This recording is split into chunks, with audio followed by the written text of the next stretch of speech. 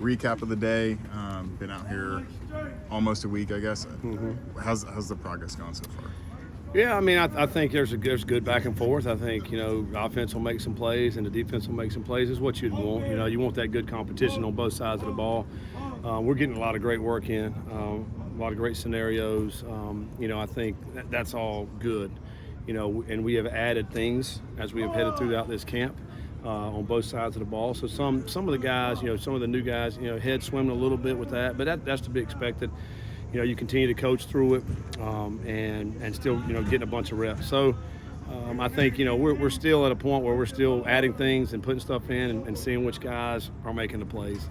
The big thing about it is having the effort and playing their butts off. You may not know what you're doing, but if you're playing hard, we'll correct that. So I think that's been good. That piece has been good. Today was the first day of tackling, so it was good to see. We offensively, who's going to break tackles? Who's going to run through some of these arm tackles? We saw a little bit of that today, but I thought the defense had a good day today. I thought they got after it.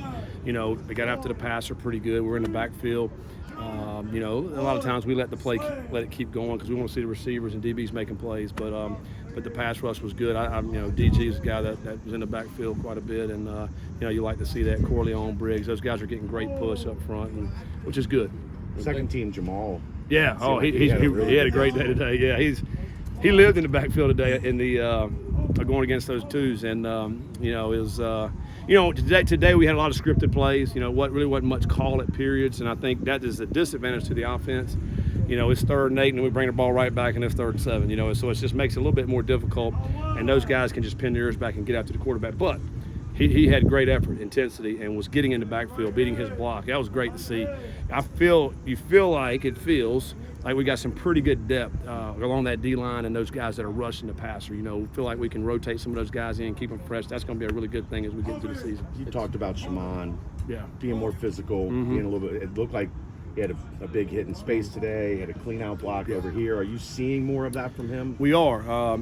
Some good flashes in the blocking aspect, and he can do it if he does it every time, he could be dominant, and he's a big, strong guy with some twitch. And we know he can catch, we know he can run. Saw some of that today as well.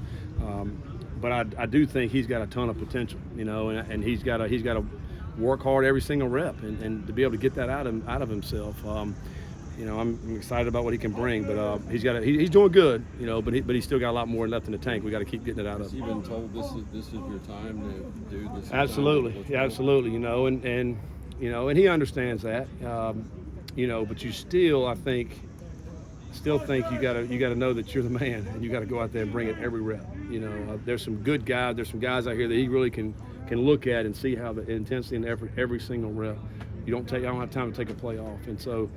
I think if he can do that, he can be one of these guys that'll be, one of our better players on our team. If things get chippy, is it all right to let it go a little bit, or do you? Yeah, when you get to this point in camps, particularly when you're hitting and tackling today, you're going to have some of that. Guys get a little frustrated or whatever, and you're going to have some of that. But I'll tell you, they've done a great job. We hadn't had any of that. We had one little scuffle today, but other than that, we hadn't had any of that. We want to get out here and get work done. It wastes time. I don't like it. We've talked about it. I understand if it does happen because we want our guys to fight. We want our guys to, when I say fight in the play, and not literally fight. And I think they've done a good job with that. But you're going to and we may see some more throughout camp. Guys get a little bit frustrated. I understand that. As long as we're, being smart about it and getting right back to the next play, we'll be fine. I've heard a couple times when talking about being out here that this is a place that develops toughness. What does that mean to you when you hear that? Yeah, I mean, because it's ball the whole time you're out here, and people say toughness. I think it's more mental toughness. We know football's physical, but it's the mental grind that you're out here. You're out here. We're meeting in the morning, starting early in the morning, all the way to late at night.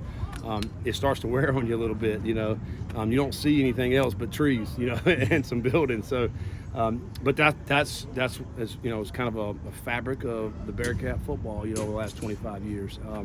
It gives you that little bit of an edge. And here's what else I've seen since we've been out here is just the chemistry and the tightness. You can start seeing some of that starting to come together.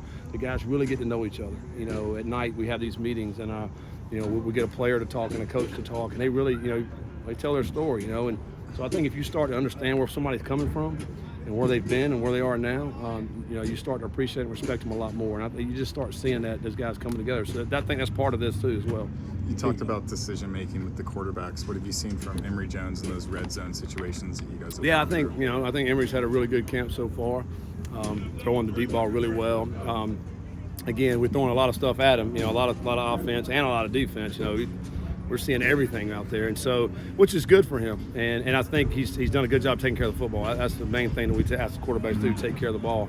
But he's distributing it well, and we're learning every day. So I think I'm very pleased where he's at right now at this point in camp. To piggyback off Jamal, Gillison made a few plays out there. How exciting to see that? Yeah, no, it was great. Gilly made some great plays out there, whether it be pass rushing or dropping off into coverage. He made some really good plays. He's where he's supposed to be. He's a very conscientious player, and he's fun to be around. And, it's awesome to be able to see him make plays because now that's creating that depth that we need. DG's in that spot, but if he comes in, it doesn't really fall off.